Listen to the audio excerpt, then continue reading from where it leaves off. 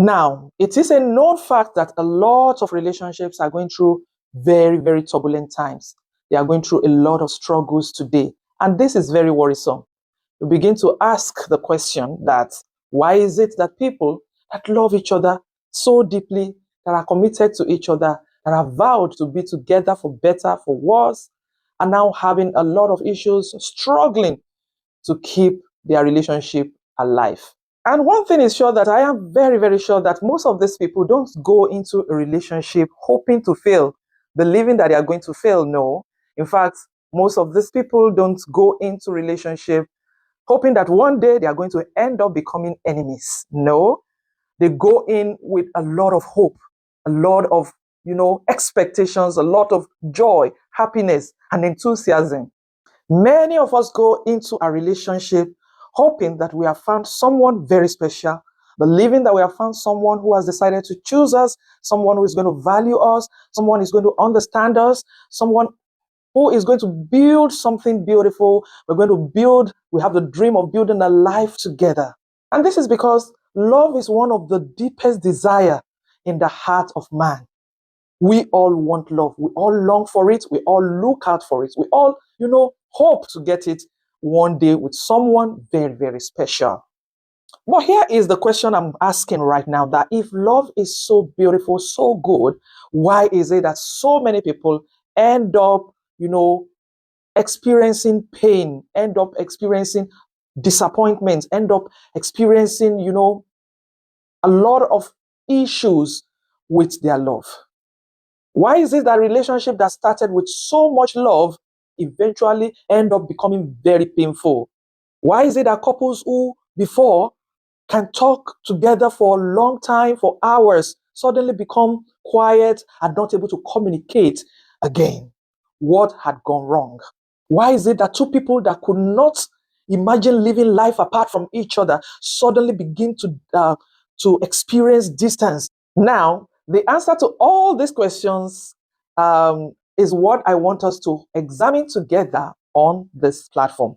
Because sometimes, you see, it's not because love is actually missing. It's not because these two people just stopped loving each other.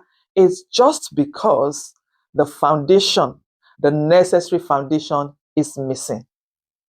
You are welcome to Life and Relationship Matters. And I am Praise Iworima. I am your anchor on this program today. And then we are going to be looking at these foundations that are missing. Today, we are starting a journey on looking critically at the 7 foundations for a successful relationship, or let's just say for a successful marriage. The 7 major pillars of foundation. And this is something that, if you don't know, can really, really ruin a relationship. And that is why many relationships are being ruined today. You see, this series is not just talking about love. We know so much about love, but we are talking about how to build love, because many people don't even know that love needs to be built. The real love that sustains a relationship, that sustains a family, that sustains a marriage must be built. So, what are the foundations? The 7 important foundations to build a strong, a healthy, and a beautiful relationship. These foundations are things that people rarely talk about. Many people don't talk about it. Many people don't know anything about it. You see, it's easier for people to learn how to build a career, learn how to make money, learn how to achieve and reach their goals. But many people don't know how to build a healthy relationship. And this is exactly what we're going to be dissecting. That's what we're going to be, beaming our searchlights on this program today. Building a relationship is just like building a house, building a beautiful house. We want to build a beautiful house. One of the most important things that people pay utmost attention to is the foundation. In fact, I've never seen anybody that builds a house without adequate preparation and adequate, critical look into the foundation. Because the foundation is going to determine how the house or the building is going to last. The foundation may look like a waste of time, but it's what determines how the house is going to last, how long is going to last. You may have the most impressive design, the most beautiful design, the most beautiful decoration for your house, the most beautiful aesthetics for your house. But if the foundation is not well taken care of, if the foundation is weak, then no matter how beautiful and how good every other thing is, that house is not going to survive in the time of storm. When the storm comes, when the elements of life, when the elements of the world, the weather, the heat, the rain, when they walk upon that house, you are going to see that the house is not going to survive or is going to struggle to survive. Our relationship is exactly the same. It's exactly like building a house. A relationship may look so amazing from the outside, it may look so beautiful. There is celebration, there is laughter, there is, joy, and everything is going smoothly. But when pressure comes, the pressures of life, and I tell you, for every relationship, it must come.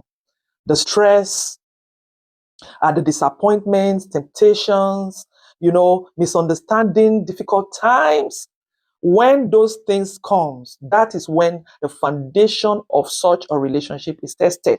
That is when you know exactly what the relationship is built on. That is when it comes to the fore. That is when it comes out for everybody to see. And unfortunately, this is where many relationships struggle and eventually fail. We all don't like this. We don't like this phase, but it is a critical phase of a relationship, a phase that reveals exactly what a relationship is made up of.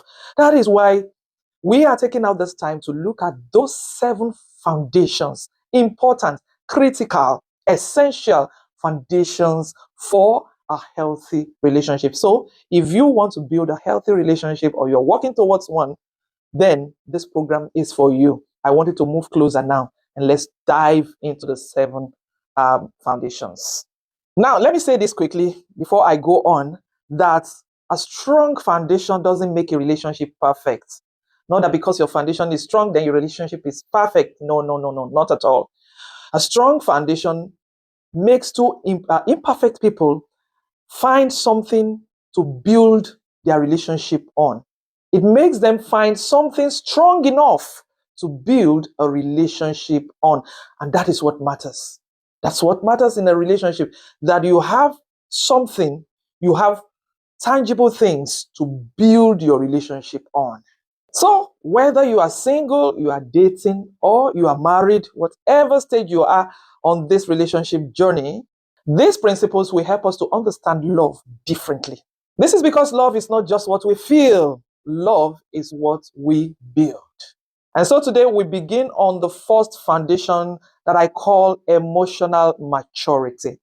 Emotional maturity, this is very important. Emotional maturity is what I call the ground floor of the relationship, because every other floor depends on it. This is the truth that so many people discover very, very late in their relationship. Most times when it is already too late, that emotional maturity is the ground floor on which every other thing is going to stand on. Let me say this very clearly, that you can love someone so dearly, but not yet emotionally prepared to go on a journey of life with them. I'll take that again. You can love someone so dearly, you can love someone very well, but you are not yet prepared emotionally to go on a lifelong relationship with them. And I'm going to explain that. This may sound so surprising, right? But think about it this way. 2 people can love each other so much. They can laugh together, they can pray together, they can stay in the same house together, and they can even share the same faith together. Yes, they can be very born again, 2 born again, spirit filled, on fire for God. The 2 of them are very vibrant, good people, nice people, nice to a fault. But yet, they can still hurt each other very badly, repeatedly, not only once, but repeatedly all the time. Why? Why is this so? This is because love and emotional skills are not the same thing. I'll take that again because this is very important. This is exactly where we are going. Love and emotional skill are not the same thing. I'll say it like this, that love is what you feel, the things you feel, but emotional maturity is how you handle what you feel. They are two different things. You can feel something, but not handle it correctly. So love is what you feel. I feel good. I feel very good about this person. I feel in love with this person. But how do you handle what you are feeling? That is emotional maturity. And let me quickly say this, that love may bring two people together. In fact, most relationships starts on the basis of love. I love this person and I want to be with this person. But it is emotional maturity that helps them to stay together. And that's how it works. It's emotional maturity that will help them to stay together, that will help them to manage how they feel about each other. Because eventually, every relationship will be tested. Every relationship will face the moments where the feelings will be tested about so many things. There will be moments of disappointment. There will be moments of misunderstanding. There will be moments of hurt when you'll be deeply hurt. I've not seen two people that have stayed together and they have never hurt each other. These are the kind of moments we are talking about. The moments where you disagree on issues, you disagree on things. They might be minute things, they might be huge things, it might be life-changing things. They are with, and at those moments, the question on ground will be, what do I do with how I am feeling? How do I manage how I am feeling right now? And you see, so many people believe that emotional maturity, when they say somebody is emotionally matured, it means that the person doesn't have feelings. He is emotionally rigid. He doesn't feel things. No, that's not true at all. As a matter of fact, emotionally matured people can feel deeply. They can feel disappointment. They can feel betrayal. They can feel sadness. They can feel frustration. They feel all these things. They go through all these emotions.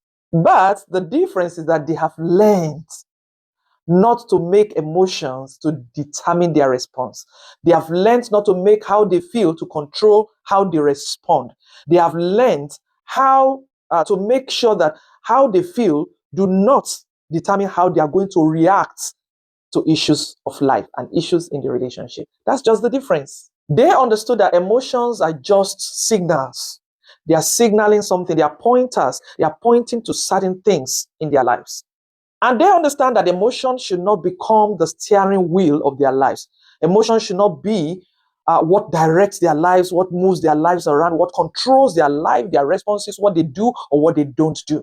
They can have emotions, but they know how to control, how to manage this emotion, and how to channel it to the right direction to achieve the right result. That is just the difference between an emotionally matured person and someone who is not. Now let's take an example of someone that is hurt, been hurt by his or her partner, maybe the wife or the husband. The immature response would be to respond immediately. Some will attack, you try to defend yourself, or you try to withdraw immediately, or you try to create a distance between you and your partner. That is an immature response. That is, you are just responding, reacting to the situation immediately. In fact, I've heard of someone, a husband, that was saying that whenever the wife offends him, he can keep malice. He will not talk to her. He can keep malice for 3 months. And he was so proud of it. He was saying it with all sense of ego. And I was like, oh. By their fruits you will know them. He doesn't understand what is happening to him. Because if you are going to have a good relationship and you have a misunderstanding with somebody you are hurt, the mature response will not be to shut down, to cut this person off, and then start keeping malice for the next 3 months. That is an immature response. And those are the things that destroys and kill relationship. I've never seen somebody that comes out of malice, that kind of malice, after 3 months, and then the relationship became, better off. The relationship now become, so beautiful because he had kept malice. No. Even if they come back to terms, they start relating again. A lot of doors have been closed in that relationship. That vulnerability is no more there. Each person begins to get careful. There are some depth and length they will not go together to. They will not reach again because that immature attitude had created a barrier in the relationship. And those are the things that destroys and kill relationship. I've never seen somebody that comes out of malice, that kind of malice, after 3 months, and then the relationship became, better off. The relationship now become, so beautiful because he had kept malice. No. Even if they come back to terms, they start relating again, a lot of doors have been closed in that relationship. That vulnerability is no more there. Each person begins to get careful. There are some depth and length they will not go together to. They will not reach again because that immature attitude had created a barrier in the relationship. But emotional maturity will try to create a space, a small space between what you feel and what you do. That space is the space of maturity. That space is what separates the immature from the matured. That space you created to be able to separate what you feel from how you respond is crucial and is important and is what shows maturity. Because that pause will allow you to be able to take a break and ask yourself certain questions. Ask yourself, what am I really feeling? What am I feeling inside me? And why did this affect me this much? Why did this incident affect me this much?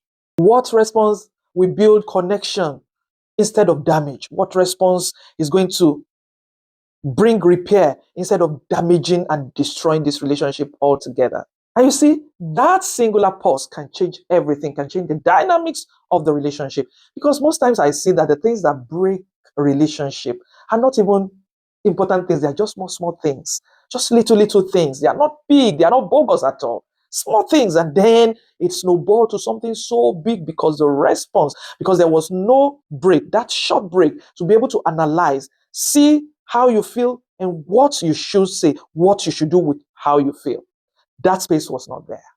Now, let me tell you the beautiful thing about emotional maturity, and that's the fact that it can grow. It is not stagnant. It can grow. You can develop it.